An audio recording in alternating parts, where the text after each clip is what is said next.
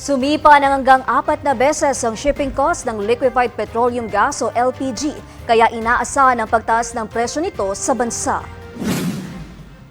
Sa panayam ng DATV News kay Regasco President and CEO Arnel T., sinabi nitong 3 linggo na ang nakalipas nang magpatawag ng pulong ang Malacanang kasama ang Department of Energy kung saan inatasan ng mga kumpanya na bumili ng supply sa international market anumang halaga dahil sa inaasahang pangmatagalang tensyon sa Middle East.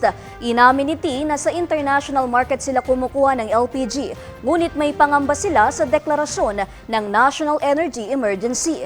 Kapag nagkaroon umano ng price control, maaari itong makaapekto sa kanilang operasyon lalo na't patuloy ang pagtaas ng presyo sa pandaigdigang merkado. Sa kasalukuyan, mayroon 30 hanggang 40 araw na inventory ng LPG ang bansa at inaasahang iaanunsyo ang panibagong presyo sa katapusan ng buwan, kung saan tinatayang nasa 30 pesos kada kilo ang magiging dagdag sa halaga.